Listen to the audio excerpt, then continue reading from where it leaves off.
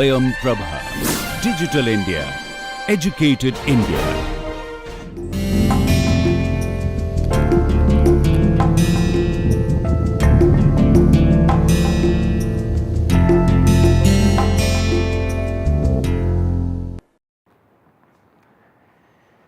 Okay, so now we will show that a special case of division can be done in NC1. Okay, so given an n bit integer x and a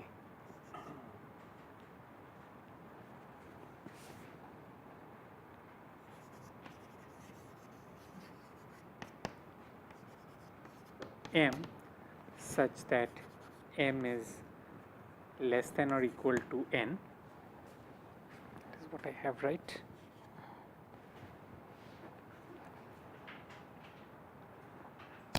Even when the following are in log space uniform NC1. What are they? The first one is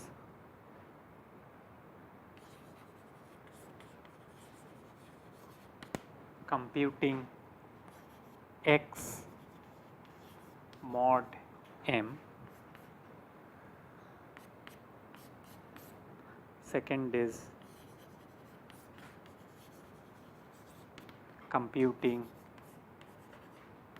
x divided by m, and the third is computing x inverse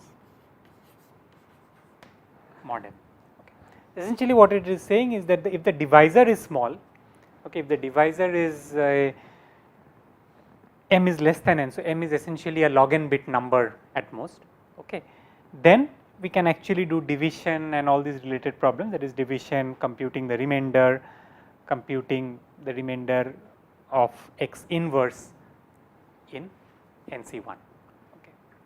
So why is this important? Because next class what we will show is that the actual problem, that is if I have two n bit integers x and y, we can actually break it up into smaller divisions where each of the divisors are small. Okay. Each of the divisors are some log n bit integers. Okay, so clear so far? So what we do here is that, so as I said, observe that, well, m is much smaller compared to x. Okay, so x can be as large as 2 to the power n, but m is only at most n. So what we will do is, the first step of the proof is to pre-compute some things. Okay, pre-compute some quantities which are independent of x and m. Okay, which only depends on n. So what we will do is, we will, well, actually it will depend on m, but okay, I will just come to that. Yeah.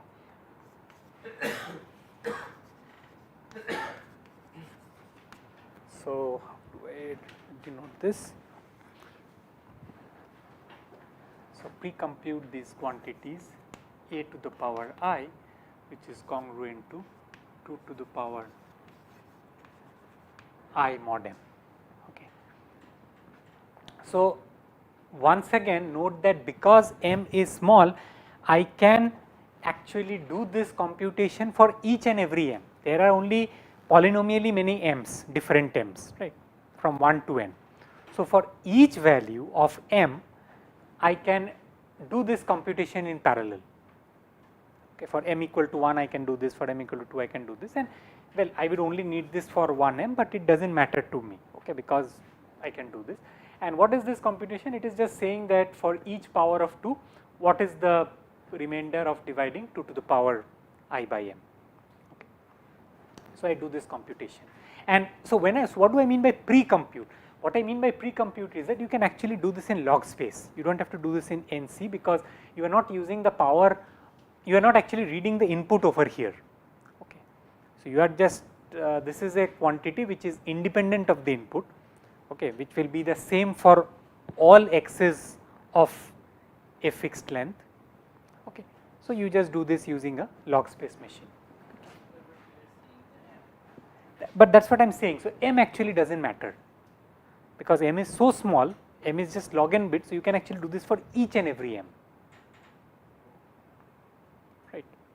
So, you can do this for each and every m. So, you can think of it as follows, that for each and every m I have a different circuit. Okay.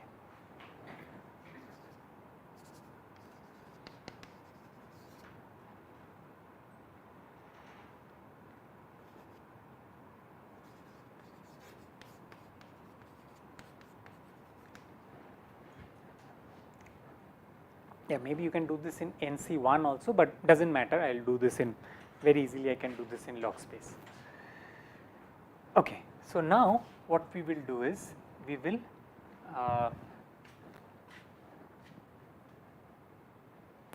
compute the following, yeah. So, we will compute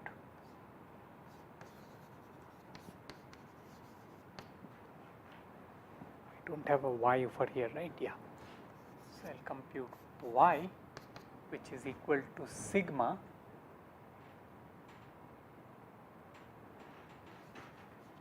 ai xi.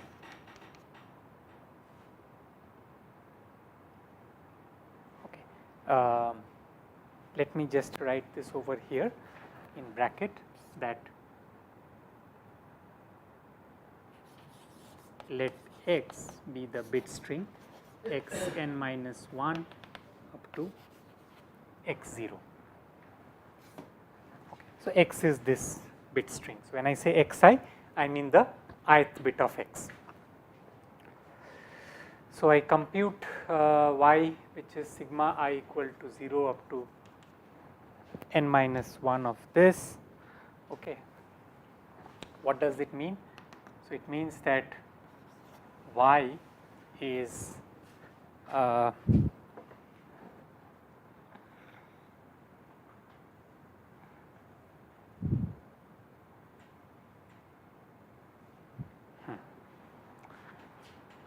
so these AIs are congruent to 2 to the power I mod m, which means that these y is also congruent to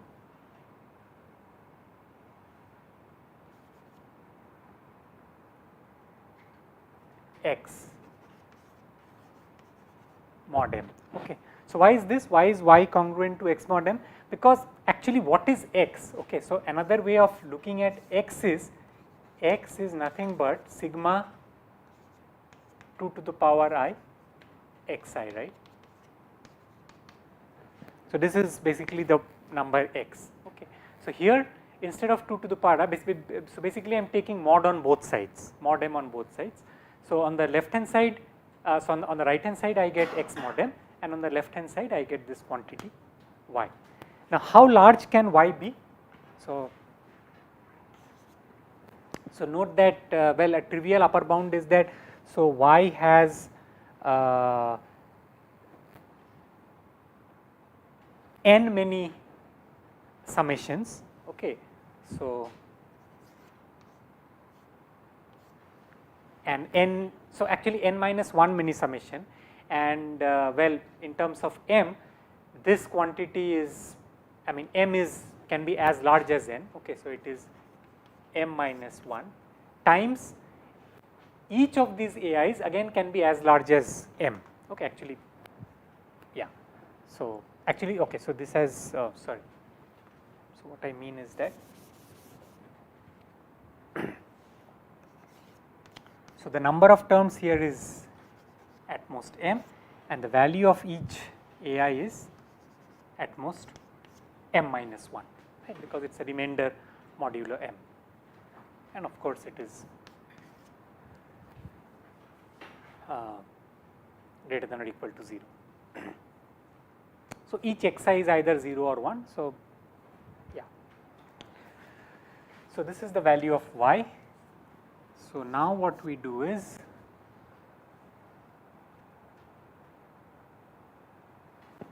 for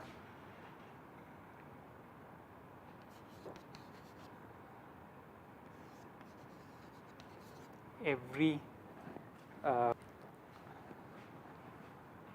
t from 0 up to how long do I want to go, m minus 1, compute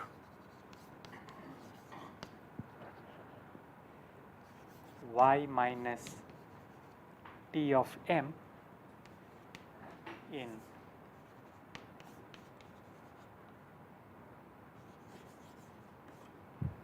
parallel,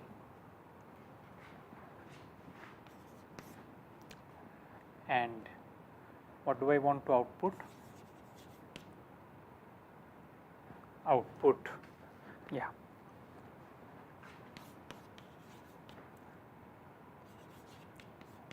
y minus Tm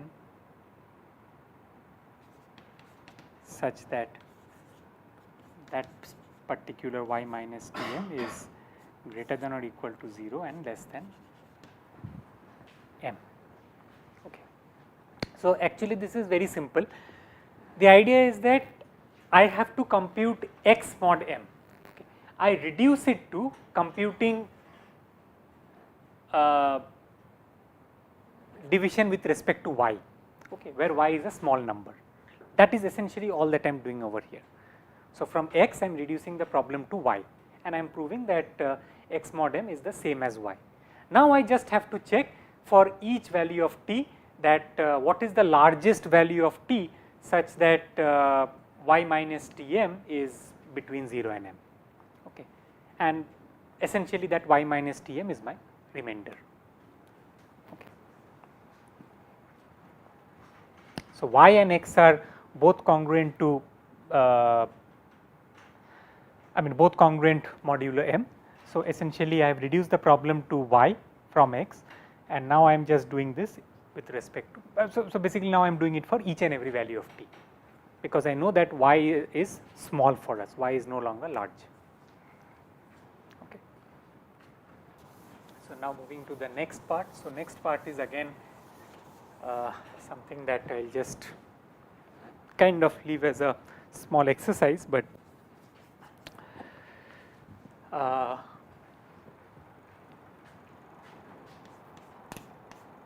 so once we have the remainder, how do we get the quotient? Okay. So, note that, so if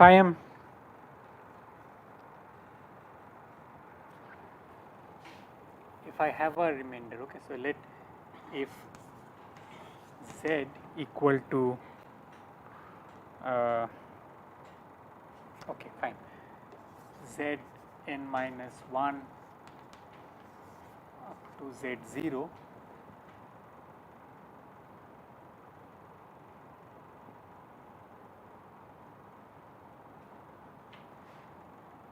be equal to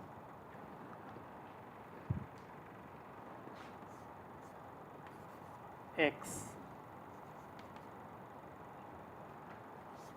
So, this is a number x n minus 1 up to x0 by 2, sorry, by m,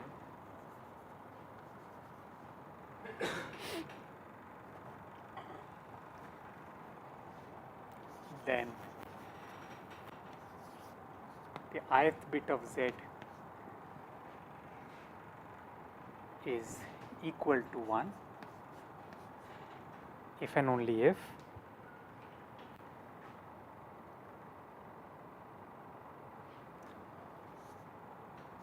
twice of x I plus 1, sorry, n minus 1 up to x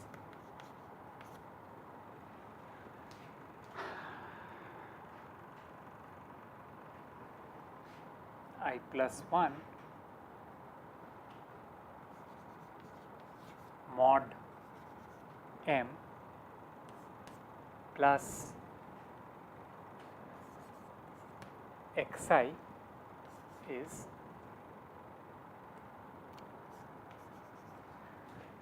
greater than or equal to m. Okay.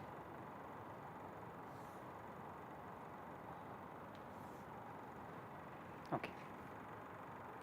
Is this correct? Yeah. So what are we saying over here? So this is actually nothing but how long division works. Okay. So the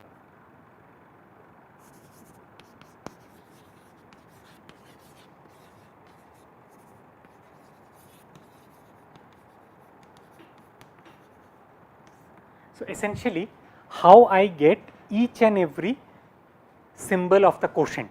So when I am doing long division, okay, so let us say I have a number x1 to xn minus 1 to x0, it can be over, actually this can be over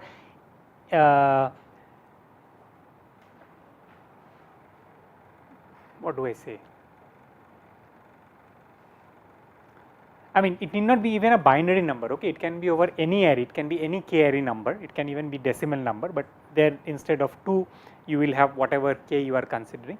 But let us say you have some binary number and you want to divide it by m, okay. So the way that thing produces is that, so suppose the quotient that it produces is some zn minus 1 to z0, then the ith bit of z is 1 if and only if this is true. Okay. So basically the way it works is that you keep on looking at the difference between whatever is the product of the ith bit and your divisor, okay, you bring it down, look at the next bit and this one. So this is essentially formalization of that idea, okay. So you can verify this yourself, okay, you can actually go back and you can prove this. This is very simple, this is just same thing that you have learned in your school, okay. So now once we have this, division is actually quite simple, because I have to output the quotient, and note that outputting the quotient is nothing but computing a modulus. Okay. So the zi is equal to 1 if and only if twice xn minus 1 up to xi, I look at this number, okay, so this smaller number, do modulo m, add xi to it and compare it with m, and well, if it is greater than or equal to m, then zi will be 1, otherwise no. Okay, so I can do this for each and every I in parallel. Okay, so the algorithm is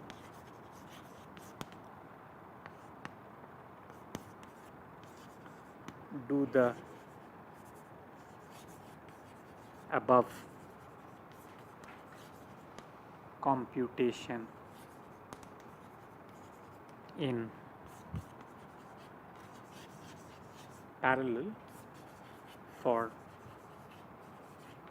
every I, okay. And that's it, and then you get the value of zi.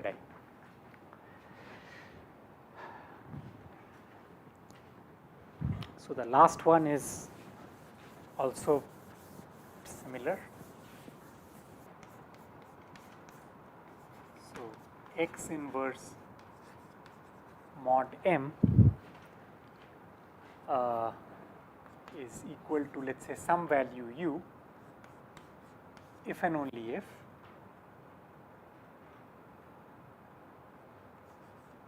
is well, okay, it's equal to u if and only if x u is congruent to 1 mod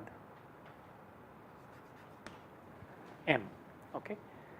So I want to output u over here, u is at most m,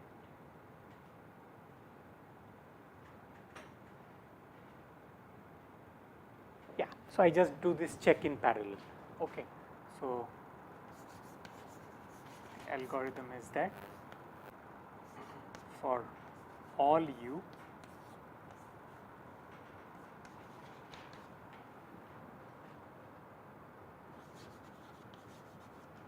check in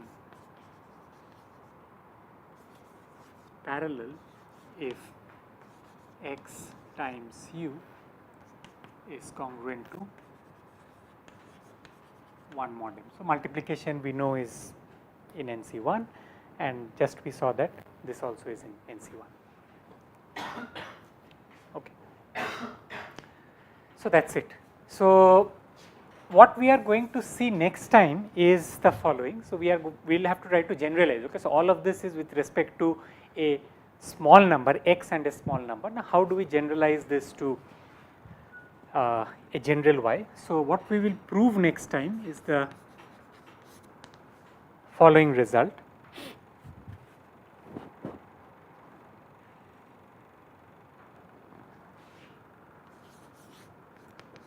So given an n bit integer x and a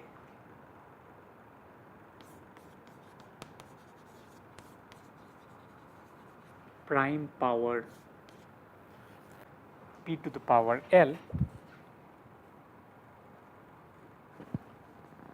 such that p to the power l is at most n. No, sorry. So given not n, so we'll show the iterated product here. So given n bit integers, okay, let's say x1 up to xn and a prime power p where p to the power l is less than n.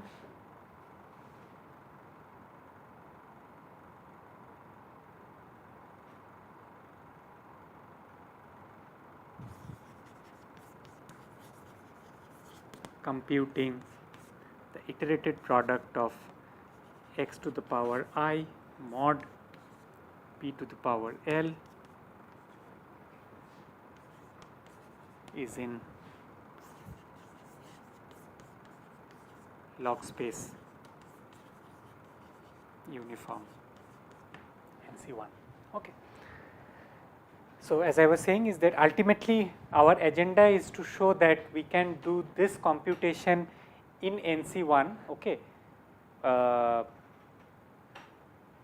even in general, okay, so even without taking modulo a power of prime.